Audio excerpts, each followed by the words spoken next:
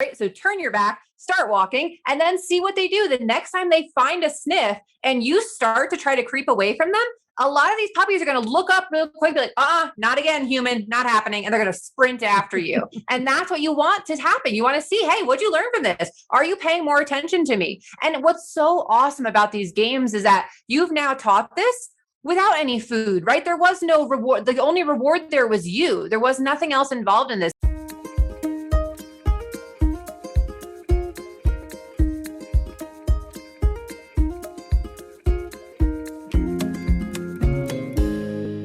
Hey everyone, welcome to another episode of Dog Sense. I'm Kathy Santo here with my co-host Sarah. Hey Sarah. Hey guys. Now, before we start, I want to mention that we are getting so much awesome feedback from people, and we wanted to remind you that if you love what we're doing, you need to like us, subscribe to us, share these with your friends, because our goal is to help as many dogs and puppies as possible. So the more you do that, the more we can help. All right. So let's push on with today's episode, and it is about adventure walks, which, oh my gosh, it is such a cornerstone of my puppy raising. Now, decades ago, my breeder of my golden retrievers told me about these, and I learned how important they were to a puppy's development. So let's back up a bit. So adventure walks are taking advantage of this time period in your puppy's life when they are super open to the world around them. And the sensitive period, which is what it is, runs from 3 to 16 weeks. And during this time, certain instincts turn on and then off. And one of them is that they're wired to follow you and stay with you, which is an awesome way to get the adventure walks onto a great start. So there's a lot of things that within this adventure walk they learn. Number one, they learn to pay attention to where you are. So a lot of people have issues with their dogs on a walk pulling and not checking in with them. But when I do adventure walks with puppies, and I do it through the 16-week time period, they always check in. If you saw my dog, they go 6-7 feet away and then turn and go, hey, are you with me? And it's not that they're stressed or nervous. They're just wired to check in with me. Also, these walks develop strengths in the dog, like proprioception and athletic ability. I mean, Sarah, you know what it's like when you're walking your dogs on different terrain. Like, how awesome is that for a puppy to build strength? Yeah, absolutely. Because they have to learn how to navigate all those different surfaces, going over logs, over rocks. It stimulates all of their senses, and it also builds self-confidence. And what I love is there's always a time during one of these walks where the puppy is faced with like a giant log and you walk on the other side of it and they're like, oh, I can't get over it. Oh my gosh, help, help. And you're like, nope, you can figure this out yourself. And they do. And you can see them go, yes, I did it myself. And that is so important because that's part of the problem solving. And probably the biggest thing, Sarah, is reducing the risk of getting lost because you're going to have a super reliable recall on top of having a puppy and a dog when they're older who checks in with you. Yep, absolutely. All right. So our woods walk 101, right? So the first thing is you want to find a number of safe outdoor areas where you can walk your puppy, right? So try to find, maybe it's a neighborhood kind of woodsy walking trail. Don't go anywhere too difficult for your puppy, right? Don't make sure the terrain's not too tough for them. Ideally, you'll find one place you can provide new paths and environments for your pup. So novelty is critical to puppy development. And I do woods walks. I prefer it with my puppies off leash. Now, I'm a professional and I feel like my students could do it too. But if you want to use a very light drag line, you can do that as well. But be aware that it's going to get caught on things. So you have to be very on top of the idea if your puppy's line gets caught around a tree that you have to go and bail them out. So, but again, I start my puppies early at 8 weeks in the woods. So they are very used to that following because they're very wired to be into me. All right. So here's how you start. You put the puppy down and then you walk. It's not hard. And your back is to the puppy. But I'm sort of peeking over my shoulder to see what they're doing, but I am moving very forward. It's a combination of my back being to the puppy and my movement that triggers that following instinct that they have. And in the beginning, your walks are like 10 or 15 minutes long. They're not really long, but I do build up to 30 to 45 to 60-minute excursions. Of course, depending on the puppy and of course, depending on the heat and all that stuff. But 10 to 15 minutes is a great way to do it. Now, typically, a young puppy is going to stay really close to you, AKA underfoot. Try not to step on him, but if he does get on your feet, kind of shuffle into him and keep moving, because we want to teach him to be a polite dog, and polite dogs don't walk under the feet of other dogs, right? And so I can assure you that if an adult dog had a puppy get under their feet, they wouldn't be like, okay, baby, you go first. No, they'd like shuffle into him. So very cautiously, make sure you do that. And you know what? If you ever saw puppies and their mothers, if they get in front of their mother walks right over them. So there you go. Now, initially, while the puppy walks with you, I would do a little praising, but ultimately we are walking in silence. And I'm not having him in heel position. I'm not asking him to make eye contact with me. And I'm not using food to lure him, because this is not healing. This is an adventure walk. An adventure is for him as well as for you. So on these excursions, I want him to enjoy outside. I want him to be physical. I want him to smell. It's definitely something that he is doing on his own and with you at the same time. All right, Sarah, what else? What happens if the puppy gets fussy? What do you think? Yeah. So if he kind of gets stuck behind you, starts whining, like he's unsure of what you want, then you can slow down to help him keep up a bit more. You also want to look for challenges and obstacles appropriate for his size and everything, right? So if you see a log coming up, but you're going to walk around it, try instead to use your body language to step in front of it and encourage your puppy to figure out this obstacle. Like we had talked about earlier, right? You guys want to be working through these obstacles together to build your training relationship, your working relationship, but also build his self-confidence, because that's a huge thing for a puppy. They come up to this big log and they're like, oh my God, mom's on the other side of this. How the heck am I going to get over it? And you'll start to notice maybe they just put their front paws up, right? That's when you can start to encourage them, praise them, right? Start to back up a little bit, encourage them to chase you. A lot of times that'll help get them up and over the log. Again, keep safety in mind. Don't have them go over some massive big log at 9 weeks old, right? We're talking like a thin little stick or something that they got to pop over, right? So keep safety in mind on these as well.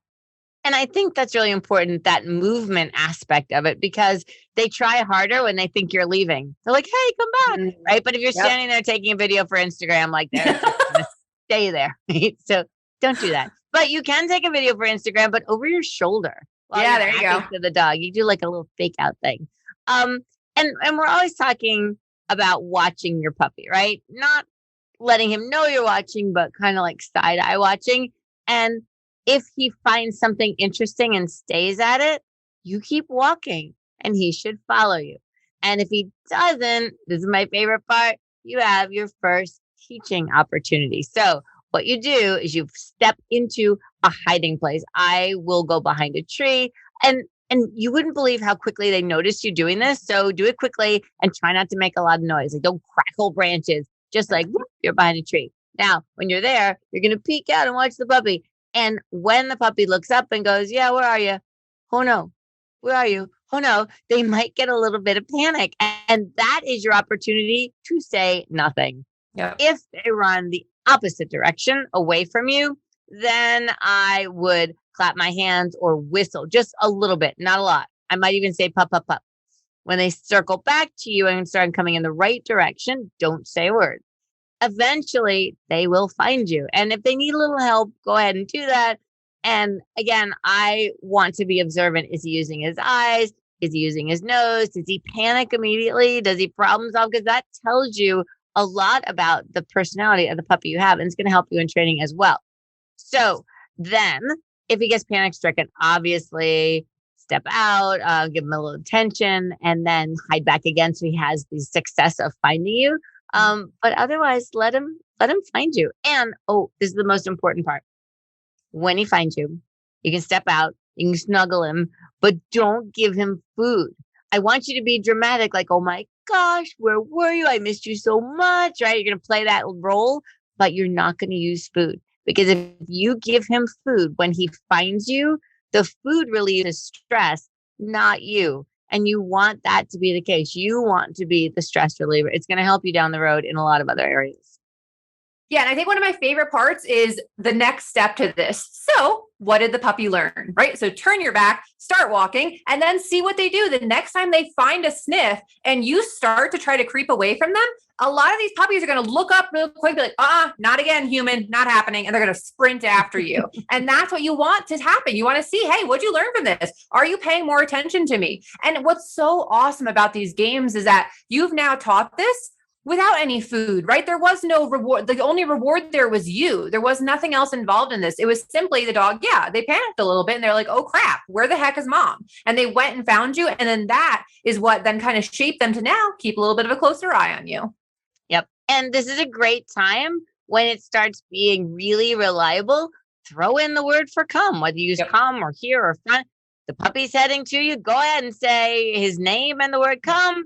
He's doing it anyway. Why don't you name it? It's going to make everything easier when then you go into a formal teaching the recall situation. So adventure walks or woods walks or whatever you want to call them are really, really awesome. Remember to vary where you're going, because if you go to the same place every single time, the dog is going to be more confident that he knows the landscape. There's going to be less adventure for him and maybe more opportunity for him to discount how it feels when you hide, because he's not in a new place and he's comfortable with it. So if you hide, you might be like, yeah, so what? I know she's over behind that tree. So make sure you vary it. Also, Sarah, sometimes people want to walk with the whole family. And I remember I did a lot of adventure walks with Eric, my husband. And when we hide, you both have to hide, preferably together. Because if you both hide behind a different tree, the puppy's found one of you, but not both of you.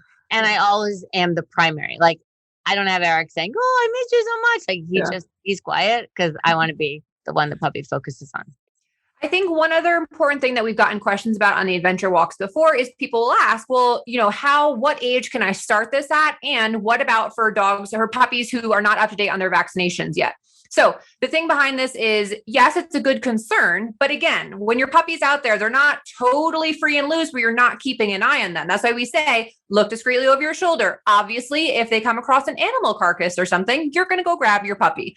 But it's so much more important to do these adventure walks with them when they are at this young age versus the very low risk there may be for them to come in contact with something. Yeah, maybe with a young puppy, you're not letting them drink from a stream or something like that, right? So use some common sense out there, but don't let the fear that kind of gets put in people about, oh goodness, the puppies have to be fully vaccinated before they get out into the world. Don't let that prevent you guys from getting out there and doing these adventure walks. Exactly. And also, when you do add that training component into it, if I said come as my puppy was running to me, I would reward with food. That I'll reinforce with food. Maybe I have his dinner. Maybe I have something extra value. It's all the other things in this walk that are uniquely non-food oriented to develop that bond and to develop that relationship. Yep, absolutely. Okay, guys. So that is it for this episode of Kathy Santo's Dog Sense. Thank you so much for spending some time with us, and we'll hope you join us for our next episode. If you have any comments, show ideas, you can always reach us by emailing us at info@kathysanto.com. And then, as always, like we had mentioned earlier, if you like what you hear, jump over to whichever subscription service you downloaded from. Like us, rate, subscribe, share it with any friends or family. If you had a really awesome episode that you heard, please take a screenshot of it, share it over to a friend so that we can reach as many puppy and dog owners as we can. We want to help create an awesome community of dog lovers and learners. All right, guys. So happy training out there. If you do go on an adventure walk, tag us in it. We would love to see any videos you have of discreetly over your shoulder, taking the video of your puppy on a puppy walk. We would love to see it. Awesome job. Thanks for joining us.